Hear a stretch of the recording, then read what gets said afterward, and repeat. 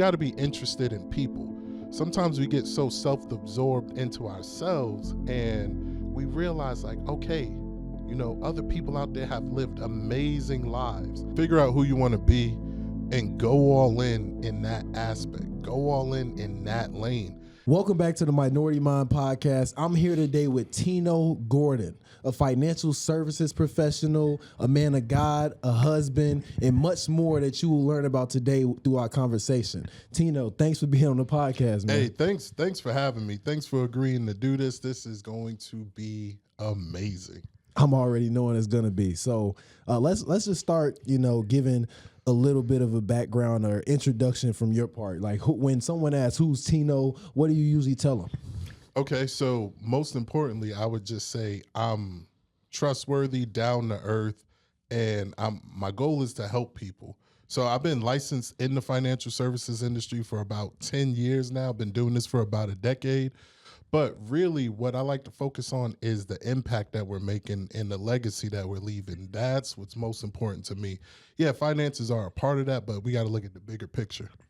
That's 100% how I think. I love thinking about long-term benefits and impact of what we're doing, because at the end of the day, there's other people that have to live on this earth and survive and thrive after we're gone. So the legacy you leave behind, the quote unquote legacy, Gordon Legacy Consultant. Like, I love that name. Like, I remember when I saw the business cards for the first time, I was like, okay, I wonder what he hitting at here. And as I got to know you, I'm like, I know what you stand for. I know what your goal is when you're helping the people that you work with. So I really love that about you. But let's get into, a little bit of background before the professional stuff coming up. What was it like for you growing up, navigating the young adult or kid, like, preteen world? What was that like for you? Okay, so it depends on how fast. Man, let's just start at the beginning. I was born in New York, and that, growing up in New York, you're exposed to a lot of things. You see a lot of things like, you're in school learning stuff about school, but just on your way home from school, walking home, you don't know what you're going to see on the streets. So again, that exposure, you just start to learn to be aware of your surroundings. And one of the things that I learned from an early age is be intentional about the moves that you're making, because you never know who's watching you. Like, especially in New York, man, so I went from New York to South Carolina. That's where I finished high school. Now, one of the things I learned when I was in South Carolina is that my friends went up to New York on their senior trip for 5th grade. Bunch of kids running around, whatever. They said that they went to a Burger King, and somebody in that Burger King robbed the whole class. Oh, wow. Yeah. And when I heard that, I was like, well, what was y'all doing? Because me being from New York, being intentional, being aware of my surroundings, this stuff was second nature almost to me. But for somebody coming up into that environment, not being aware, not being intentional, not looking at their surroundings, somebody just went and took advantage of them. Yeah. That's very common. I feel the same thing about going from inner city Chicago to the suburbs, like seeing the difference between how people live and how they navigate their environment and what they find important. Everything is a little different. So, street smarts can't be taught. It's more of like you grow up in that environment, you learn it, and then, either you forget about it if you young enough and you end up moving somewhere before you are like, before you reach the double digits in age. Sometimes you forget like where you came from, but then other times it's like, I grew up in Chicago. I never forget. I mean, I'm aware. If I'm in Chicago, I'm aware that if I stop too close to the car in front of me, that if someone jacked me, I can't get out. It's a lot of stuff that I think about that I believe and I understand that the average person that's going to drive through Chicago where I be at, is like, they're not going to think about that. But I know, because of having good parents, that when we were living out there, they let me know what to watch for. And when I do go, they give me, wisdom, is like, hey, watch out for this. This is what they've been doing lately and things like that. So I understand that. That's interesting, man. Seeing people learn the hard way because they just don't know about that environment because they're not from it. Yeah, and so that's been one of the things that's just been helping guiding me just with everything that I do. And then also, like, just sometimes being big brother to other people, just being those eyes, like, hey, you may not be aware of this happening down the road, but I'm just gonna let you know. It reminds me of one time when I was walking down the street as a kid. I used to walk with my head down all the time. I used to always walk with my head down. And I remember an old man from church came up to me one day. He was like, hey, why you always walk with your head down? And, I was trying to make up some excuse because I didn't want to tell him about my confidence, my low self-esteem and whatnot, things like that. So I was like, oh, well, I don't want to step in the dog poo and all of that. And he was just like, hey, young brother, if you hold your head up, you can see the pool a mile away. And I was like, oh. And so then I just started picking my head up just for that reason alone. And then after, having my head up, then I started working on the personal development things on the inside. Mm-hmm. Yeah. It's amazing how a lot of personal growth can start on the outside, like just, surface level reasons, then that later deeper work happens.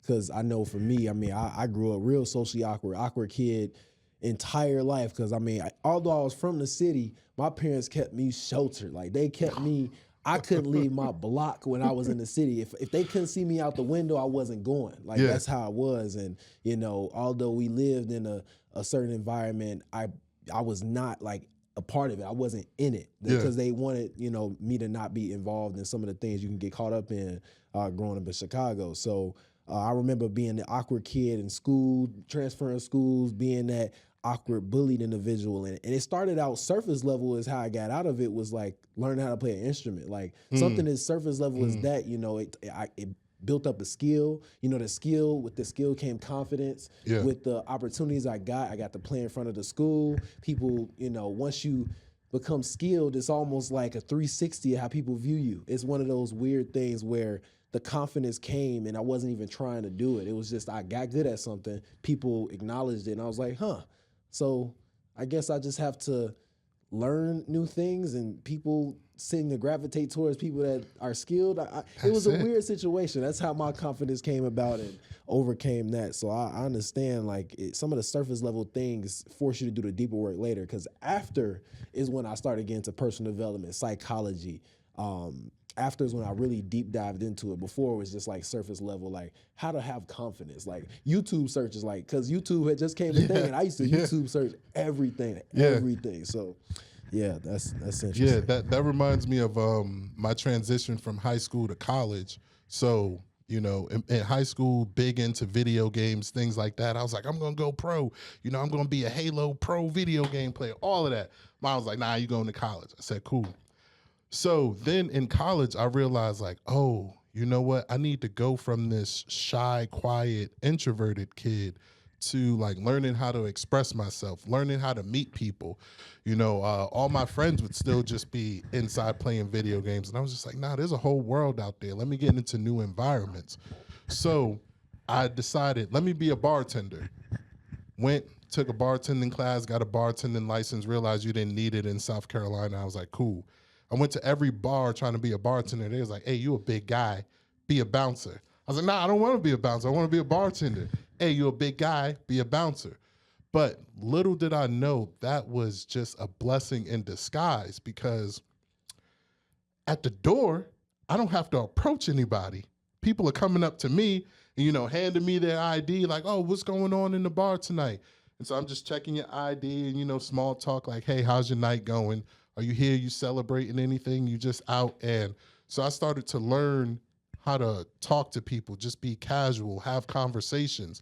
But then also, going back to childhood in New York, my situational awareness kicked in. So now I could look at two people talking. I'm like, that's a fight that's about to break out. Or I could look at two people and be like, okay, they're out here doing something. That's a couple. They may have a disagreement. All of those heightened senses that just happen to just come together, and I still use some of those skills today.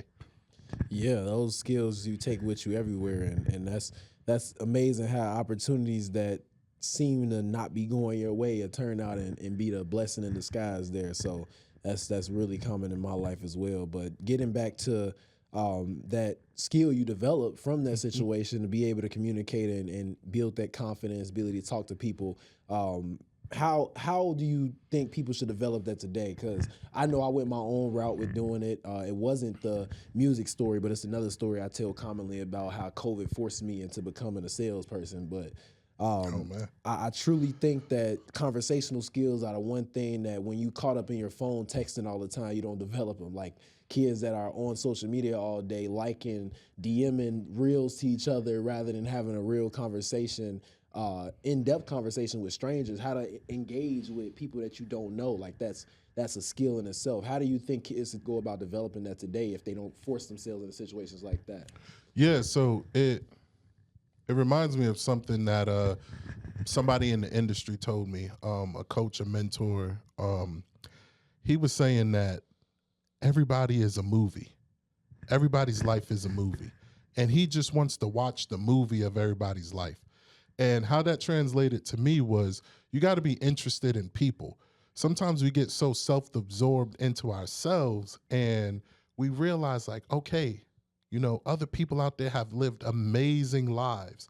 They have amazing stories. And I'm just curious, just like, hey, how did you get from point A to point B? And then sometimes, usually 9 times out of 10, there's valuable nuggets in there. And I take those nuggets and I'm just like, okay, how can I apply this to my life? Really, all of those people gave me bricks. The person that you see sitting here today is somebody that I built brick by brick based on the nuggets that I got from other people.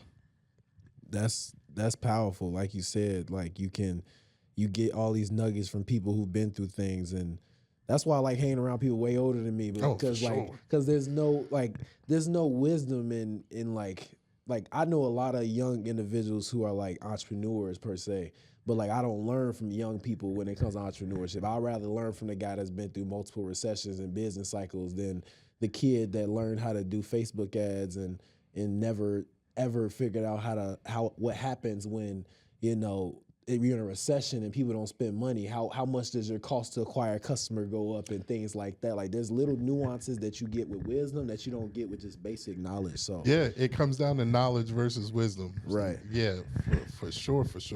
Especially when I think about all the stuff that I learned in school, all the stuff that the knowledge that I acquired from reading books and online, and then it's just like Mike Tyson. Everybody got a plan until you get punched in the face. Right. An old mentor used to tell me, he's like, everybody a rocket scientist until it's time to go to the moon. And I was like, oh, yeah, that's powerful. Yeah, a lot of wisdom there. So how do we get out our way there? Because I think a lot of people will look at what they don't have and look at what somebody else's has and be like, oh yeah, I want that. I think we do a little bit too much of that because I think marketing is showing you the potential essentially of what you could have, some sort of marketing campaign. You may see kids every day are on social media, so they're being marketed to by companies that are trying to, sell them something. Whether to help them or not is one thing, but how do you get out of the habit, in your opinion, of FOMO, fear of missing out, not really looking at like what is my goal for my life and just taking all the information that's coming at you and just going with it and saying maybe I should do this, maybe I should do that. Like how do we get out of that double-mindedness as a generation stuck in technology? Yeah, so I would say the first thing is to figure out who you want to be. Like what are your values? What are the things that you want? And then the second thing is find somebody who is close to your ideal image of yourself, get around them and learn from them. So I was having this conversation with somebody, it was probably about 2 days ago, and we were talking about getting in shape, fitness. I said, I don't envy anybody with a six-pack. I could sit there and go like, yeah, I may want one, but I know what that person did to get that. Like I'm in the gym, cool, but their diet is way better than my diet. Like I'm in the gym, but I still eat wings and burgers and pasta and all of that. And so I say that to say this. We focus a lot on what the FOMO comes in what people have. So we want the things that people have. But more importantly, we need to look at who they are. Who are they as a human being? For example, again, going back to fitness, that person, do I want to be the person who goes to the gym? Do I want to be the person who has the strict diet? That's how you get the abs. You know, a lot of times with the marketing and stuff, it's just okay. We'll go get the surgery or try to do the pill or the shot, the shortcut. But it goes be, do, have. Are you going to be that person? Do the things that they do, then you'll have the things that they have. That's why when I really look at myself, I'm not envious or jealous of what another person has, because I don't know who they are and I don't know what they had to do to get there. I know what I'm doing. I know what the things that I know who I need to be, what I need to do in order to get what I want to have, but it's staying in my lane with that. That's powerful, because I had a speech where I literally said that I hate or not hate, but I just don't enjoy seeing young adults be envious over what other people online have, because they only showing you one side of the picture. They showing you this small portion of their life and not showing you all the struggles and things that they go through. Because we all human. If anybody's showing you only beauty and sunshine and rainbows, they not showing you the reality of their life. We got this, two-sided life where we got, with the good comes the bad. With the sunshine comes the rain, and that creates the rainbow, the beauty that comes from a lot of the darkness of the sad times. So I think that when we compare, it creates an issue. And that's also why that networking skill and that communication skill is so valuable, because some of the most valuable connections I met in my life wasn't social media. It wasn't social media. I had to go out and go to networking events and meet people in person, because you can tell a lot more about a person when you talk to them in person versus if you online and you got a Zoom call and you got all this content that they showing you the best parts of their life and you're not really around them or really seeing what the impact they're making. So the most valuable connections I've made were at networking events. So if I talk to young adults, I think the only thing you should be doing when it comes to mentor seeking, when it comes to someone you really want to take you under your wing, I say go in person. Even if I have to connect them with somebody in my network, I would love for them to really learn how to judge character, because online it's so easy to hide stuff. Yeah, online is just a highlight reel. It's just a highlight reel, and so you comparing your life to just a snapshot of somebody else's life. And even more importantly than that, like, greatness happens in the dark. Greatness happens where it's stuff that you don't see.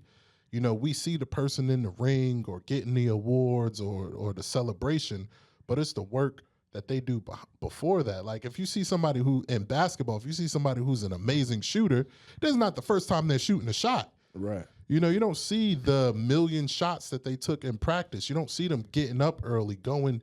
Who are they as a human being and what are they doing? We're just looking at the stuff. By the time they get all the celebrations, it's just like, okay, well, it's whatever at that point. Because, again, greatness happened when nobody saw it. They said Steph Curry get up 500 shots a day, and he's the greatest shooter of all time. And I'm sure he probably get up more than that, to be honest. I think that's underrated, because I think a season of people going into hyper focus that happens. People will go from, okay, I'm consistent to okay, I got a new goal I'm locked in on. Now I'm doing double the work just because I want this to move a little fast. I want the feedback loop to happen quicker, because a lot of people want things fast because they see people marketing to them 18-year-old millionaires when the average millionaire is 56? Yeah. The average millionaire is 56, but then you see an 18-year-old online saying, I can show you how to do this. And that's the part of your brain that wants everything fast.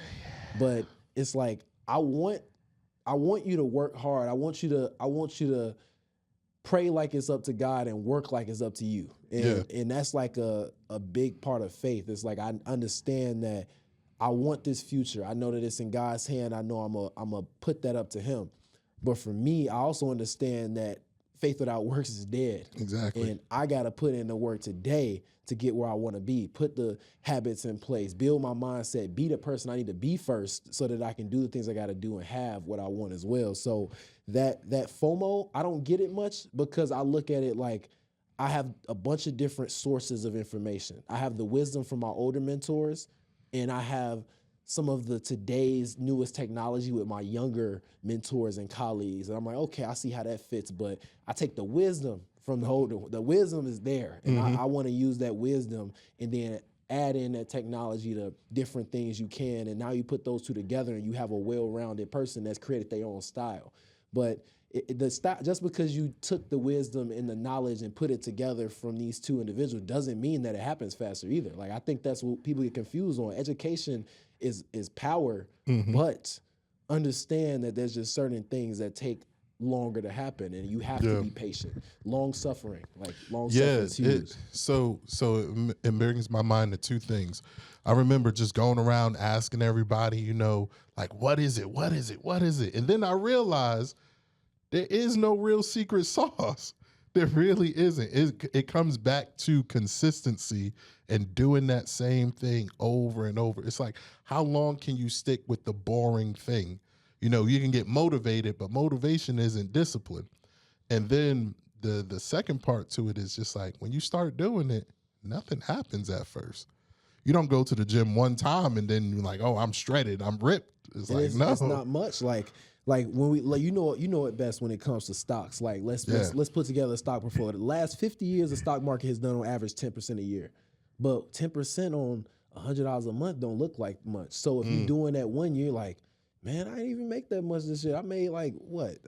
Not even really $100. It probably didn't even do 10% that year because that's the average. So that year probably only did 5. You're like, what am I doing this for? But over the long term, we see mathematically, if you look at the spreadsheets and the numbers, that a 10% compounded return is beautiful. It's probably the first, what did Warren Buffett call it? The ninth wonder of the world was compound interest. Yeah.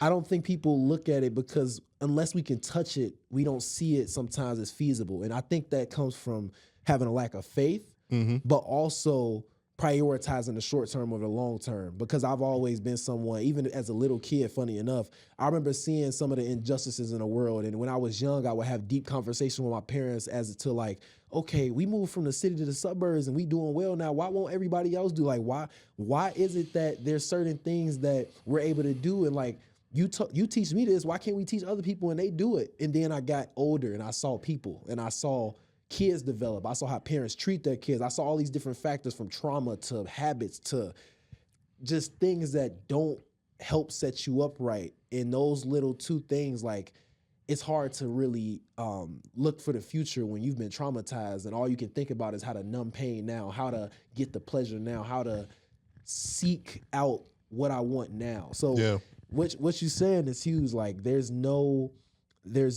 doubt in my mind that if we give things time, we have faith, and we are consistent in the boring, mundane tasks, we'll get what we want. But everyone wants to be overnight millionaire. Yeah. They make it real attractive, but the work to actually get it is not attractive at all. It's not fun. It's mundane and boring.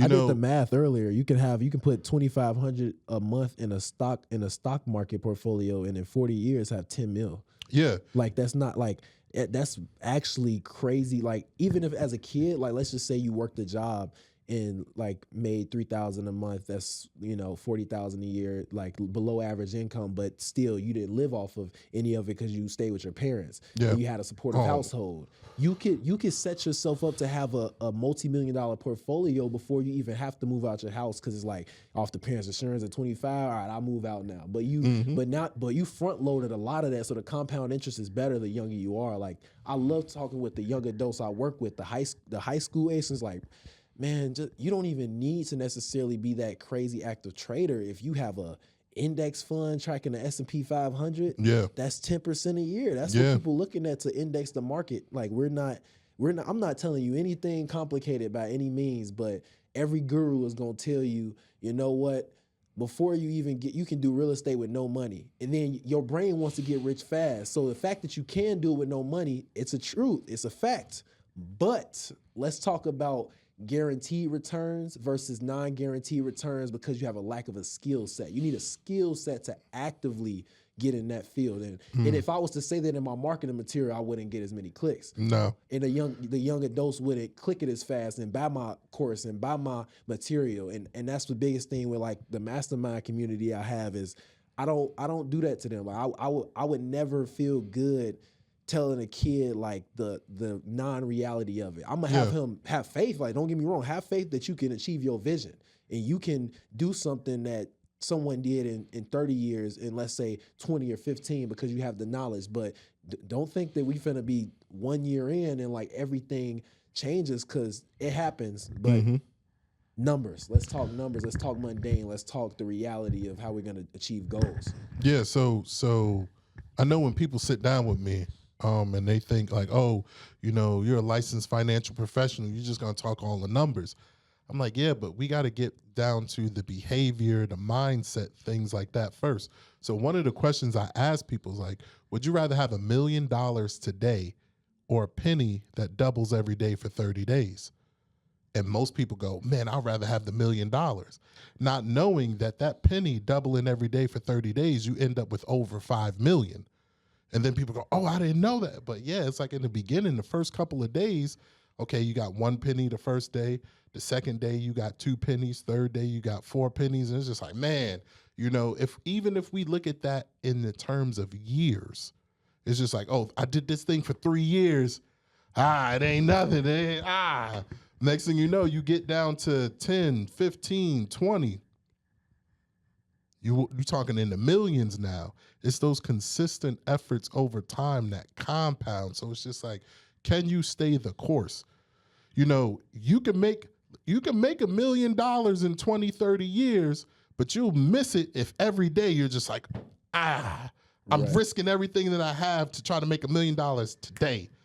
And doing it in ways like one of the biggest reasons why people fall for scams is because they're trying to get it like that. Like how you said, the real estate, no money. It's like, yeah, but there are nuances. There are steps in between the steps to make that happen. That's not good marketing material for me to tell you the steps in between the steps. You can't raise money for no down payment if you ain't done a deal. Like that's the biggest thing. You can't raise money for down payment if you haven't done a deal. And if you do, and there's ways to do it where you don't even have to raise the money, but then we're talking, okay, you're not getting much of that deal. Like you brought the deal to the table, but then you got to get multiple partners. You got to get somebody that trusts you enough. A lot of times, if you're young and impressionable, there's people that don't have good character that will actually cut you out the deal completely and just underhand you and go take it themselves. Not to say everybody is of that character, but I like to get down to like the scenarios. Let's really talk what could possibly happen. Now, if you choose to go down this route, I want you to be informed. I don't want you to be somebody that's on social media telling you like, oh yeah, go do a subject to real quick. Like go ahead and take somebody's mortgage over real quick. You know, not even knowing no type of legal like attorney that you need to do all that stuff, and how you still gonna like be liable for the loan depending on how they do it. Like it's certain different ways you can assume it. And some loans are non-assumable, or you can just contract to have them keep the loan in. Like there's certain details and stuff that can actually put you at more risk versus less risk because you're selling a dream rather than the actual details of the thing. Details don't sell though. Headlines sell, details don't sell. That's why magazines do what they do. So I'm going to say this, and I know a lot of times when I'm sitting down with clients, like my message isn't the attractive, fun message.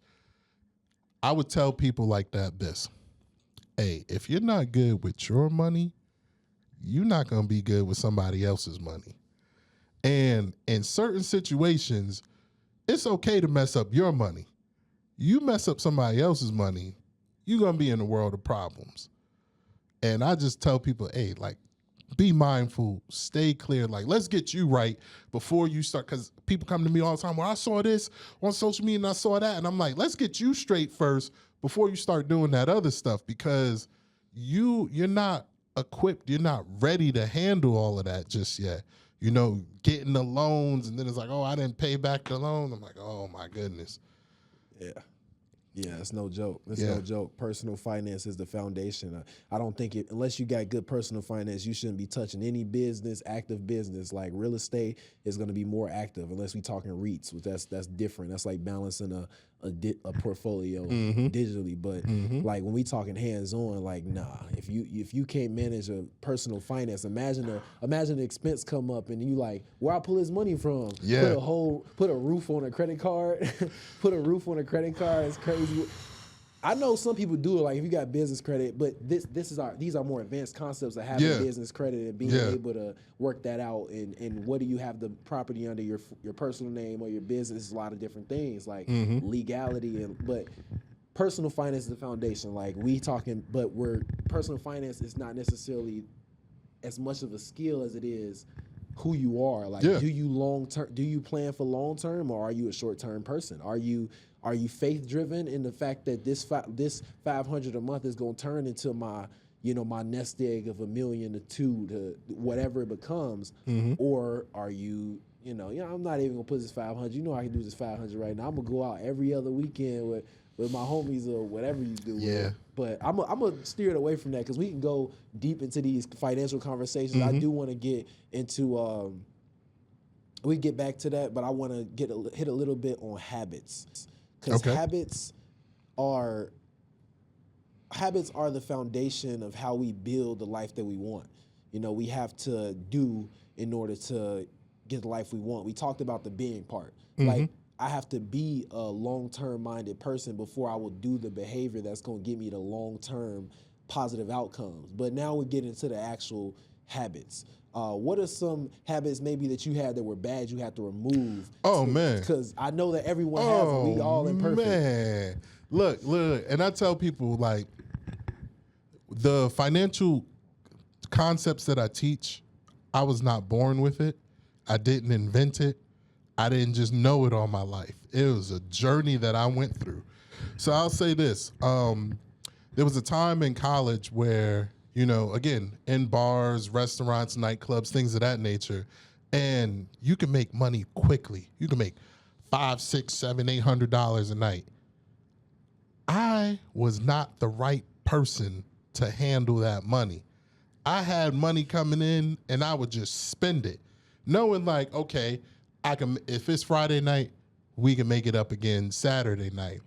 And I sit down now and think back to all the money that I spent just saying YOLO and buying people whatever, food, drinks, whatever. And I'm just like, man, my race would have been done. like for real, it would have been done. But again, I was not ready. I was not the person who I needed to be. I didn't do the things I needed to do, but I had the money. So even if you have the stuff, if you don't be and do the stuff that you have, you will lose it.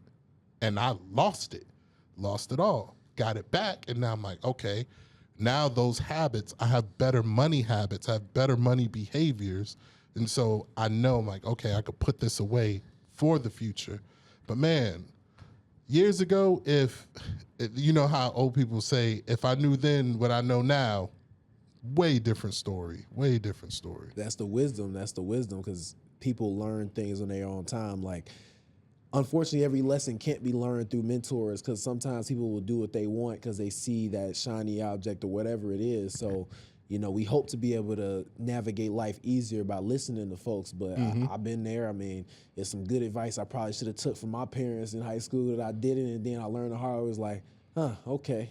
Like, especially, as men, it's like kind of tough. Like, I think a lot of times we just got like a hard head when it comes to like doing stuff. Like, we like, I'm gonna solve it, I'm gonna do it.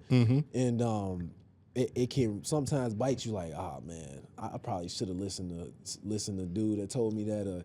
Even sometimes my mom was a big person that like tell me something, and I'm like, I think I'll be good. Then it happened. I'm like, okay, you know what? Some right. Things are taught, some things are caught. Yeah, and there was a lot of stuff I did not catch, and then now I'm like, oh, I'm gonna catch it now. Fool me once, something like that. Yeah, right. And that's an interesting thing, because the money habits are like primarily the common reason why you can be in America and like be probably one of the most privileged people on this planet and still end up in a position that isn't as fruitful in your later years. Because I do think that everyone has the ability, if they are, depending on what lifestyle you want to live, obviously, if that's your goal, you do have the ability to save up that comfortable amount of money to go ahead and retire. That's your goal, to retire at X amount of age. You can put that plan together, but we have to get clear on what we want too, because it's a lot of kids I work with in high school that come out of high school not knowing nothing whatsoever. They just got through learning about calculus or statistics. They ain't never took a goal setting class. Like, how do we actually plan out or map out our life? That's what I work on helping them do, because the only bad investment you can make is one that's against your goal. Yeah. And if you don't have your goal mapped out and you really don't know what your future you want it to look like, then every marketing material that comes to you is attractive. For Yeah. me, I know what I want my life to look at. And I do learn about different things. Don't get me wrong. Like I learned about a lot of the stuff they market to mass, audiences, because I want to learn, like, what are they telling people to do? Why wouldn't I do this? And then I'll talk to someone wise and have wisdom and say, like, oh, you probably shouldn't do that, or it is good, but only for this scenario. So I educate myself a lot. But when I have a goal and someone has a goal to where they know what they want their life to look like, everything isn't attractive to you no more, because then it's like I have a filter to put everything in my life through. Without you're that focused. filter, everything is attractive, and in every single opportunity you want to take. So that's huge there. Yeah, what I would say is, you got to figure out who is it that you want to be. What are your values? What are your principles? Figure it out. Like, what is your purpose?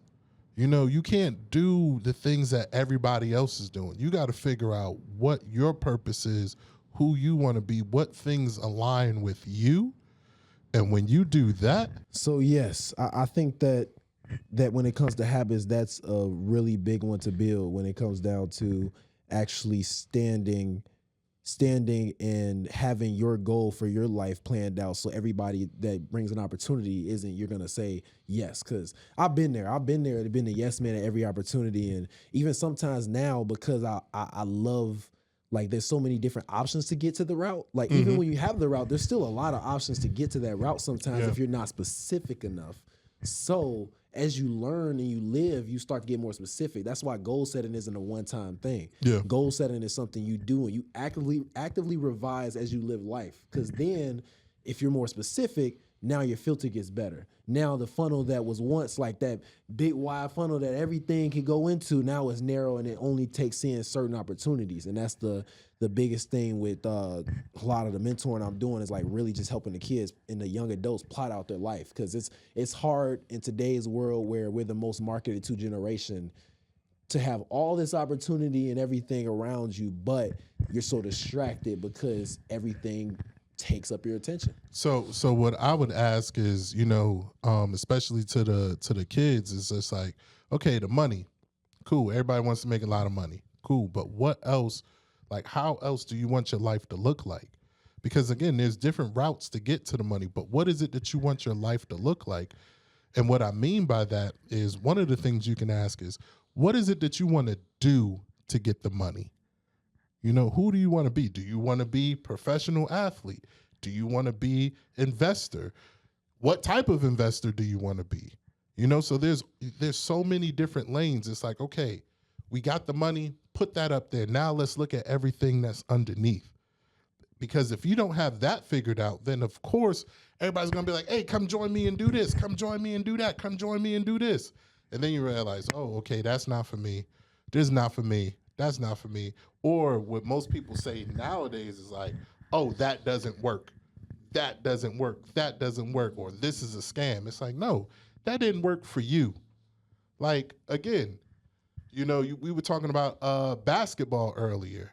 I haven't played basketball in, like, honestly, I haven't played an actual good game of basketball in years.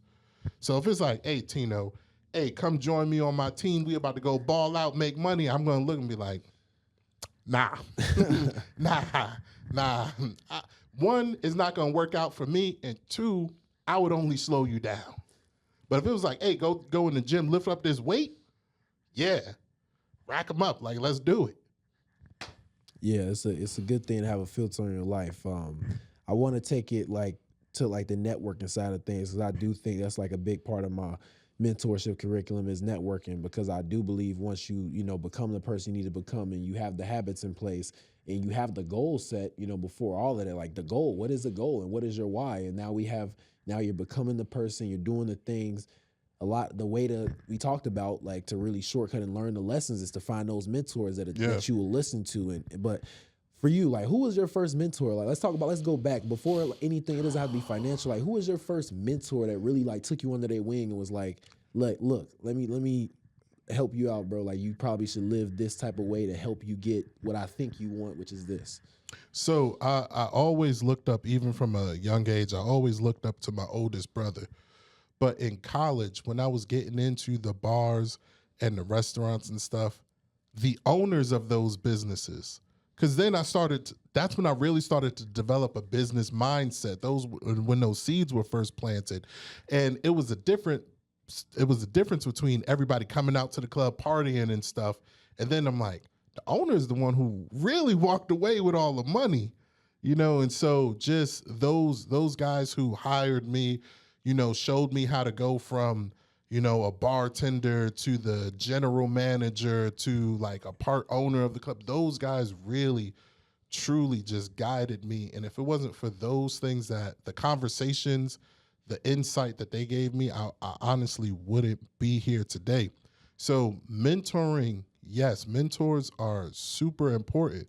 But another aspect of networking is getting around like-minded individuals, because you got the people on your level who are going to push you and continue and encourage you to keep going. The people who were in your old environments, they're going to be like, man, that doesn't work.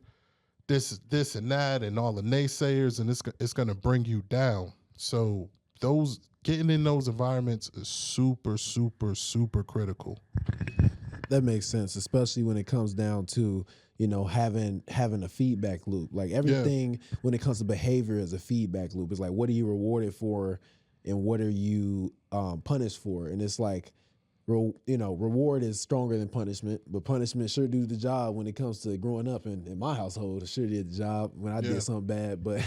But I think that one of those things that you do when you put those like-minded people around you, you get that feedback loop. Like you get to look around, and especially if you hang around the right people. Like I like hanging around people that's far ahead of me. Yeah. So I'm really like, oh yeah, I got work to do. Like, and it keeps me accountable because it's like I see what they're doing, I see what their life looks like. Even if they're in their 60s and they've had way more time to work on this, I'm sure they were working hard to get there and doing the consistent work to get there. So I know it's like, okay, that's the life I want. Let me do the actions. And those people who are ahead of you, they'll never tell you that you're doing too much, because they know what it takes. You got the people who may be kind of on your level, or maybe a little bit beneath you, or maybe the people who just don't get it. Like, hey man, it's Saturday. Why are you out there working on a Saturday? And it's just like the people above you. Yeah, you're gonna have to work on Saturday sometimes, And then what I would say, another key thing about networking is, especially as an entrepreneur, I realized your friends and family, you're not going to build a business on your friends and family. You're not going to build a business on people you already know. God put strangers in your life so you can go out there and help and serve them, so you can expand yourself. We look at it as networking. I look at it as expansion. I got to go and expand out of my comfort zone, reach out to this person, reach out to that person. And then what happens is people reaching back out to me. And then that's where all the magic happens. All the magic happens. You never know. People underestimate the power of a hello, the power of a handshake, the power of a hug, the power of a smile. We just want to sit there and be, again, like how I said, we want to be so self-absorbed. It's like, no, take interest in another person. You don't know what door that other person is going to open up. Honestly. That is very true. That is very true. Like there's people like growing up, and I didn't even realize, like growing up, I was extremely self-absorbed. I think everybody has the stage. I mean, we literally, from a psychological standpoint, we start off extremely selfish, only thinking about me. Then we slowly become able to address the world and think about the fact that, like, around the earlier childhood, you start to realize, like, oh, there's other people with other needs and things like that. So you like, oh, okay, so I gotta share because they want the toy too and things like that. But as you get older, it's like, for me, I was so focused on like my personal development. So like when it came to basketball, which was a huge part of where I learned a lot of life lessons from, like how to be coachable, having a good trainer that was like, you got an attitude problem, dude. You need to figure this out. Like, so like having to listen to a dude older than me, like when I was like real defiant at one point in my life, and then learning how to be coachable, working hard in the gym, doing the work that nobody wanted to do so that I could come back and get more playing time and more offers and things like that, where most people would just relaxing during the summers. I was in the gym 4, 5, 6 hours a day. And then doing those things and finding out that the work done in the dark is what really brings out the results in the light, is what gave me the epiphany that you're never going to be able to necessarily go and achieve the things you want unless you're willing to work like people are not willing to work. Like Yeah. it's a interesting concept. But I also have had mentors too that would tell me like, hey, do enjoy yourself too along the way. Like Yeah. it's not a if, it's a like and. Like most things are an and. Like it's save however much money you can save a month. And like we talking personal finance, you can budget a fun budget. Yeah. Obviously, we don't want to do nothing crazy. Like, don't tell me you need a certain amount of money a month to have fun. Like relax. But you should have a fun budget. You need a miscellaneous spending money in your budget, so you have a buffer. One, you have a buffer if it's in case something happened. Once the emergency fund, like you obviously got the emergency fund that gets built up first, and then now we talking about what's your miscellaneous budget, and then we talking saving and investments and with all these personal finance concepts. But it's an and, it's not an or. Like I don't have to be just one thing, and that comes down to the identity portion. A lot of people think they have to be one thing or like only be able to do this, and that can limit you a lot because we talk biblically. I mean, you were made in the image and the likeness of God. I mean, I just read Genesis 6 this morning. I mean, like I have no doubt in my mind that if I set my mind to do something, I can do it. It's just a matter of, okay, what is my goal? Where am I being pulled towards spiritually, biblically? Where is God pulling me towards? And if I have to turn down opportunities, if it's not associated with that goal and where I'm being sent, I have to turn it down. But it doesn't mean that, it wasn't a good thing. What didn't mean I couldn't make it work. It doesn't mean I'm less of a human or a man because I couldn't do this one opportunity. I just try to be gracious and understand that we all imperfect humans, and some things may offend other people, and you have to be willing to sometimes say no to things because they're against your own thing. Because if you say yes to everything, then you stand for nothing. So it gets unfortunate when you don't have the goal set to have those boundaries, and then on top of that, you're not able to put in the work in the dark and build yourself to be coachable and all these different things. Like they all come together full circle. Yeah. So when I'm going to tie this back to networking. So I do networking a little bit differently nowadays. A lot of times it's like, hey, this is who I am. This is what I do. Here's my card. Now I'm at a point in my life where I sit down with people and I'm just like, don't tell me about what you do. Like, tell me who you are. Because if our values line up, we can do anything. But if it's just like, oh, I do this, and I'm like, okay, you and everybody else does that. Like, who are you as a person? Where do our values align? Can I sit down with you? Can we have a conversation? Can we just be real for a second? Like let's take off the suit jacket and just have a conversation. And then I realized, okay, now I got a network of people, like-minded individuals with the same values. And then that's where the creativity happens because I have my set of thoughts, my set of ideas. You have your set of thoughts, your set of ideas. But I know we share a lot of the same values and a lot of the same goals. So then when we mix those ideas and those thoughts, it's like, boom, boom, explosion happens. And it's something that I couldn't have done by myself. That's why network is important. That's why those people in your life are important. But you got to expand yourself out there and stop focusing on what people do and focus on who they are because, somebody who may do something great may not be the person for you. Exactly. There's been many people who I love everybody on like in a really genuine way. Like I cannot, like I can be wronged by somebody and still like in the genuine sense, obviously gonna hurt for a minute, but in the genuine sense still wish the best for them. But like it's one of those things where you're right. Like you can have people that have things, they're able to do things and are better at you at one skill, or maybe you want to learn something, but it's like, I can't learn from that person because our values don't align. Yeah. And values are huge because there comes a point where, if we think of it biblically, or even if you think of it practically, scientifically, I mean, we're not taking money to the grave. That's not what we're taking.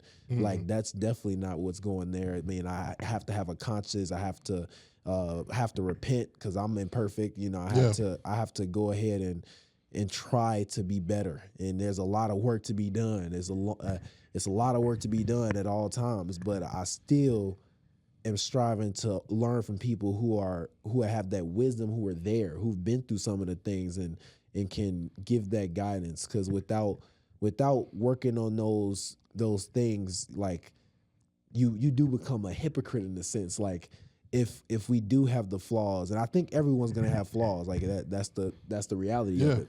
But you become a hypocrite in a sense when you judge others for their flaws and you're flawed as well, and you don't love on them. I think that's one of the biggest things with Christianity, because it's like love one another. It was simple. It's simple. I mean, love is an action of caring for someone despite of, because we're all imperfect. So like you can wrong me, but like doesn't mean that you like, a lot of times the stuff people do wrong to you don't even have nothing to do with you. It's something they dealing with, and it's like, yeah, like people are people. Like I love psychology. I think that's why, like, funny enough, I'm a third generation counselor, but like I wasn't forced to do this. My grandfather didn't force my dad, and my dad didn't force me. Like, it's one of the weird things growing up, the awkward kid. I just like psychology. Yeah. Then next thing you know it, COVID shut everything down. I'm like, what I'm gonna do for a career? So I ended up getting into it, and I'm like, it's almost like you said, your life is a movie,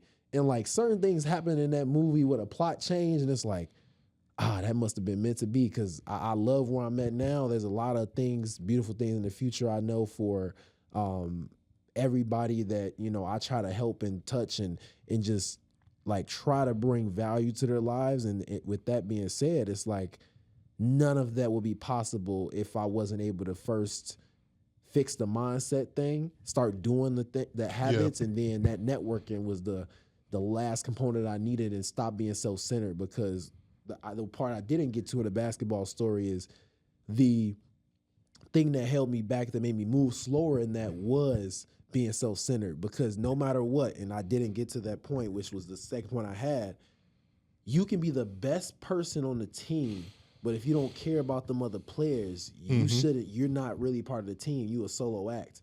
And a team sport don't get played by solo players. Yeah. That's just not how it goes. And I remember working my butt off. Like people, like literally when I say I was in the gym 6 to 8 hours a day, like a full-time job, I was.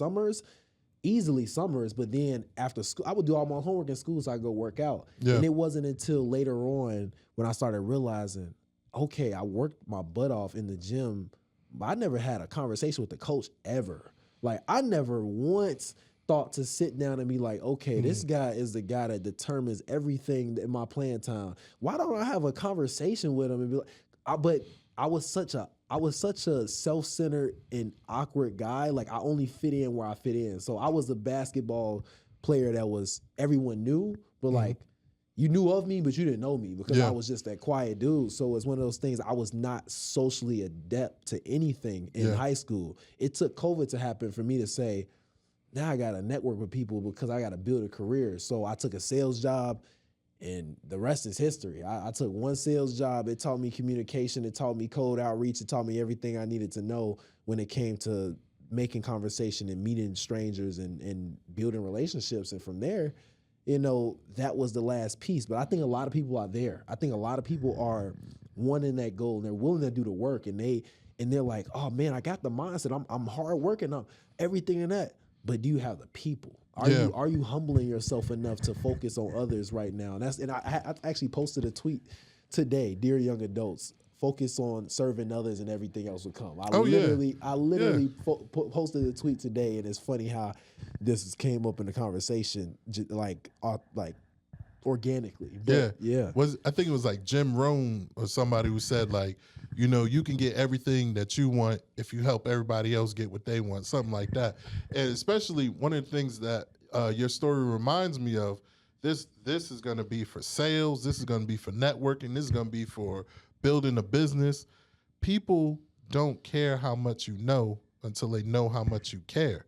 Like, I could have all the financial knowledge in the world, and that's another thing that's wrong with the financial industry.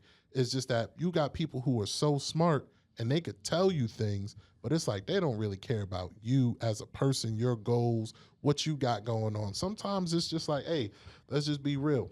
Again, like I said, I didn't always have the best money habits, so I could relate to you as like, hey, my finances are jacked up. It's like, okay, it's cool. we can still build from there. I'm not here to criticize you. I'm not here to judge you. And then the second part, when it comes to networking, one of the key things I've learned on my journey when it comes to networking and mentors, people go up to them and want to talk about all the accolades. How did you do this? How did you do that? Oh, you're so great. I asked them like, hey man, what was it like, the struggle? What was the lesson that you learned? What was it when you fell flat on your face? How did you get up and keep moving? And it's just like, oh, do you really want to know? Because people want to know about the highlights. I'm like, nah, yeah, you're going to tell me about the highlights. That's cool, but tell me about the low points, because those are where the lessons were learned that catapulted you to the highlights. Again, if I wasn't bad with money before, I wouldn't have the knowledge I have to get smart with money now. Exactly.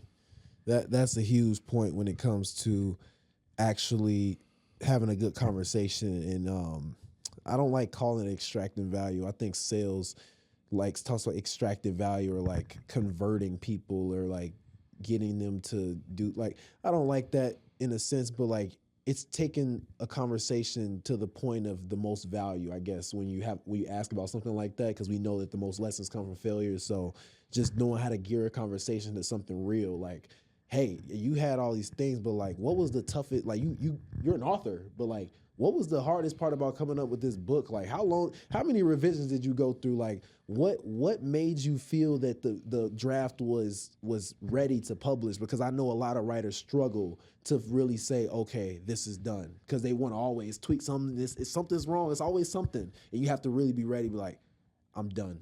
This is gonna be published. Like, it's those conversations that get deep into like those are the valuable conversations, like you said.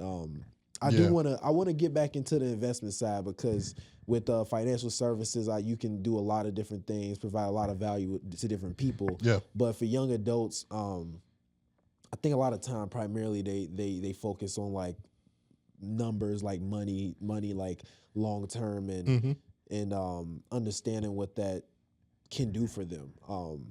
I talk about like 100K. I look at the levels of wealth as like 100K, a million, and then we looking at Deca Million, which is 10. And I look at 100 because once you hit 100K, 7% interest is 7,000, and you know the maximum contribution limit, I believe, on our Roth IRA is that. So once you hit 100K, essentially with a 7% return, you're doubling the amount that you're contributing every year. And that doesn't even consider the year after 100K when you at 114K. Yeah. 100K is like a key, nice benchmark numbers wise with investments. And a million is another thing where that 7,000 turned into 70, and that's one. And it's like, yeah, compound interest is insane, but it's beautiful. But I do want to talk about like, what do you have recommendation wise, tip wise? We've gotten into some of the mindset, the habits, and networks. So I do want to get into tips. Like, what tips do you have for a young adult, like coming out of high school? Where would you tell them to start? Like, what? Obviously, you can't give a like broad. You would love to talk to them, of course, but if you were talking to your younger self, if anything, where would you start? Like, I know you had the habits. It starts with a budget. A budget. It starts with a budget, and you know, you can call it whatever you want, because I know a lot of people don't like the term budget. Call it whatever you want. Just get that done. You know, just start tracking like, okay. So I'll tell you this. I was sitting down with a young person recently, and you know, man, it's crazy, because they were saying something about wanting to get in shape. You know, we were talking about finances and all the rest of their goals in their life, and we looked at the numbers, because again, if you look at where and how somebody spends their money, you get a good picture of who they kind of are.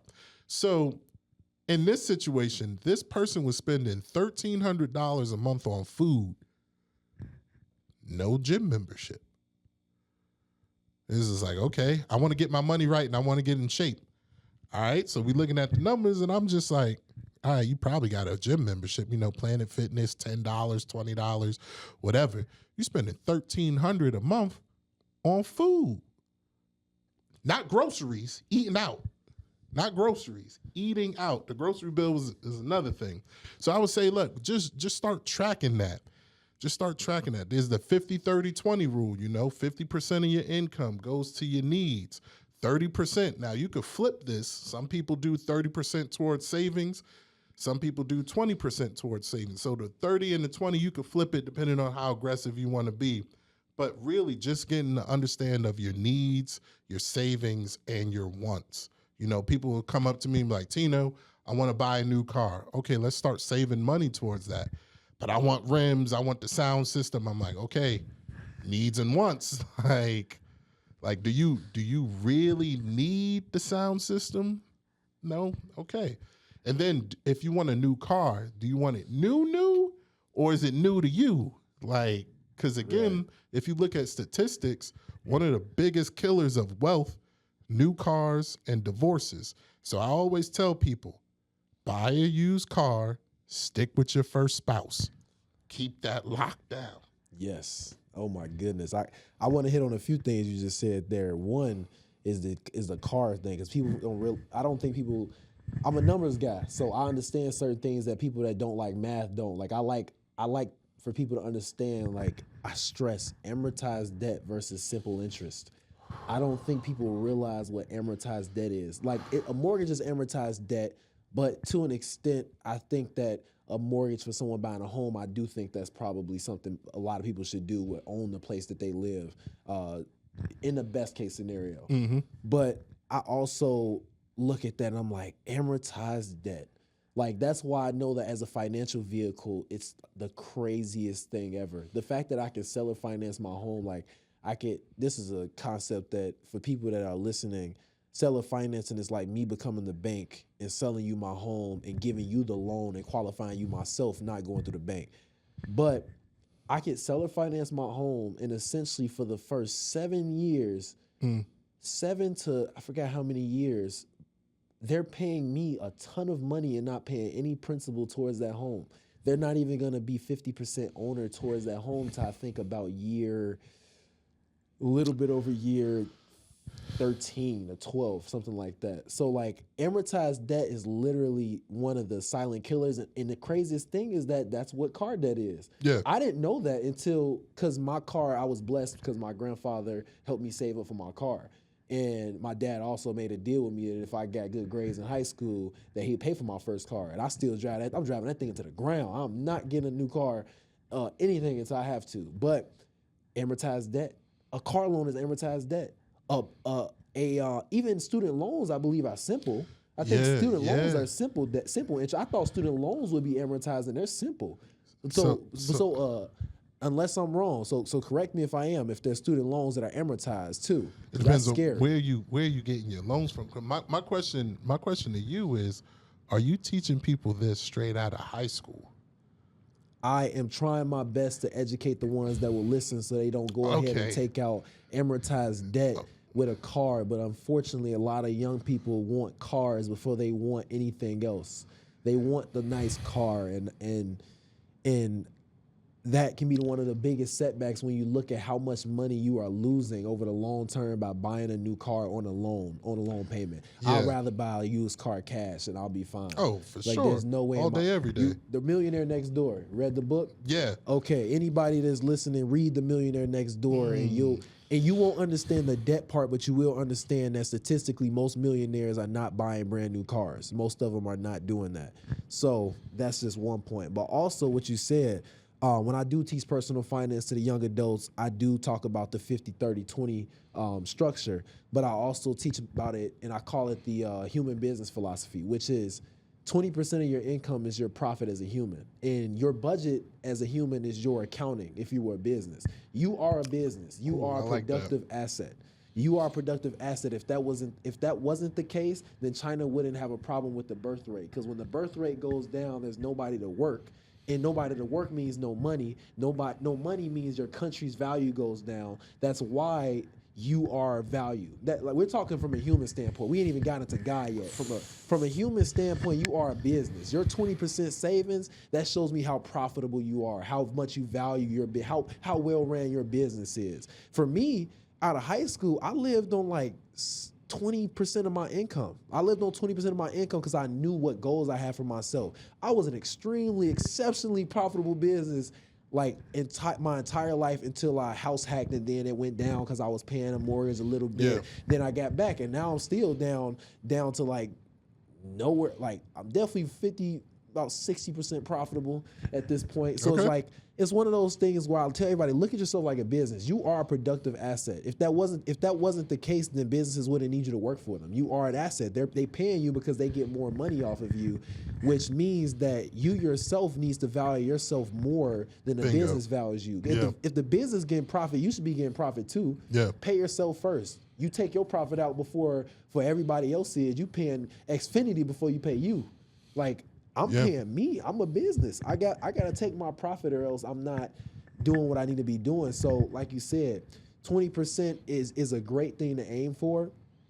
Young adults that's living with parents that are supportive, I guarantee you, if you want to set yourself up early, any person in the financial services space will tell you, save as much as you can while you have the least amount of responsibility, because front loading your investments at a young age will look very amazing. Like, and it will look beautiful to you if you do it. It's one of those things. So that's my personal finance concept, the human business philosophy.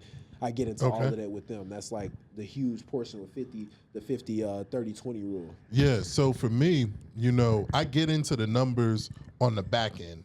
I don't lead with the numbers because sometimes it gets technical. It gets real technical. So coming out of high school, and we talking about people wanting cars, I would ask, why do you want the car? Is it a lot of times it's because we value the thing more than we value ourselves. Well, it's like, oh, well, if I have this thing, then I'll look cool, I'll be popular and whatnot. And so a lot of times, especially talking to the younger kids, people coming out of high school, all of that, it's how can I build you up as a person? Now that you realize the value is in you, you're not spending the money because, sometimes it's what do you think about money? What are your behaviors with money? Money is to spend things. And I'm like, no, money is a tool. Yeah, people go, money is a tool to spend things. And I'm just like, no, a tool fixes something. Okay, so you got this money. What are you building? What are you fixing? Now that you know, but again, you're the person controlling the tool, not just giving it away, buying the car, buying all the frivolous things. So now it's like, okay, we got you to realize your value, on every level, physical, spiritual, emotional, all of that. We build you up. Now it's like, okay, I realize I don't need to waste my money on this other stuff. And then now after we got that, now I can show you the numbers. You already understand the why. Now I could show you the how. And then we could do whatever it is you want to do on the back end. That's big. I handle that a lot during my beginning goal setting phase, because it does come down to a lot of confidence, like thinking you need a car to be cool. Like, yeah. Like me and my friends, the people I hang around now, man, we think it's cool to have cars that get good gas mileage, man. That's what we talking about. Like me, that's what all me and my friend, like, it's funny, but like that's really what we think is cool. Like that's what me and my friends are talking about. That's people I keep around. So the confidence does come from yourself and working with kids to get them to stop comparing themselves to social media, especially when now they're growing up. Like social media was not as bad like when I was in high school, and it's only been 5 years. So it's like, it wasn't as bad. It wasn't this many online gurus telling me that I wasn't good enough, unless maybe it was my interest change and that's what my algorithm showed me. It could have been that too, but I feel like the number of gurus popping up telling me that I don't got enough money yet is increasing. So I can only imagine these high school boys, especially the ones that don't come from that supportive of a household, that's may have parents that talk down to them in a certain way that gets them that have that low confidence on top of everything. It can be tough. So that's huge when you talk about the behavior portion. Yeah, because I would say this. Talking to some millionaires that I know, man, the cars, the Lamborghinis, the Ferraris and all of that, it's a tax write-off for them. That's the only reason why they got it. You see them driving it around, and so you're like, oh, man, you think that they have your money habit, and where it's just like, oh, I'm going to take this huge chunk of money and go buy the car. They're like, nah, I'm buying the car so I could save money. And it's just, now the car is a tool. There's one guy I know, he's like, man, my Lamborghini is my everyday driver, and I bought it because I needed the tax write-off.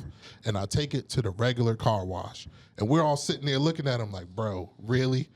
Like, really? You got the rims all scratched now because, you took it through the regular. He's just like, man, again, but he realizes the value is in himself. The car, he just got the car because of who he is. Not like, oh, I need to get the car to look cool. So if you go talk to this man, he'll be like, hey, man, you want to drive it? Here are the keys. Right. I think there's a lot of value in that last bit of the conversation, like just tying everything around. I think we just organically just tied everything back up with being that huge component to everything. But before we end everything, what is one last thing I want to I want to wrap it up, and what is one last thing that you want to leave the audience with, knowing that primarily my audience is young adults, 18 to 28, that are looking to build their future out to be where they want to be, like on the financial side of things, even just the personal side of things of life. Like, what is something you can leave them with as last words of wisdom? I would say figure out who you want to be and go all in that aspect. Go all in that lane. Everything else is going to figure itself out. There's so many different ways to get money. Figure out who do you want to be, who do you want to align with, and find those mentors, and they're going to show you how to get the money. You find a great real estate mentor, they're like, hey, I can show you how to get money in real estate. Somebody may be in car sales. Somebody may be whatever. There's so many different ways, but truly figure out what it is and who it is that you want to be. Go down that path. Help people along the way. The money is going to come. I tell people, it's not magic. It's just math. It's basic math. 1 + 1 is 2. 2 + 2 is 4. Hey, okay. My mom used to tell me something as a kid. I didn't even think about this for years, but she used to say, there's only 10 numbers. Really, there's only 9, and then it kind of repeats itself again. And I was just like, man, okay. So again, whether it's levels in business, networking, moving up in the company, it's the same thing over and over. Then it just repeats. So build those habits, figure out who you want to be, do those habits, do all the little things. It's going to compound over time. Everything compounds. Don't try to get it today, but if you just 1% better every day, that's it. 1% better every day, it's going to compound to something huge. And before you know it, you're going to look back and be like, man, that's how I did it. And then you're going to be sitting here telling somebody else. And I know somebody else is going to be like, man, I'm trying to take the shortcut, trying to do the big jump. 1% better every day. That's all you got to do. 1% better. I'm not going to take his spotlight, but all I will say is the thing that stood out to me the most that I think you should really sit and ponder on is everything compounds.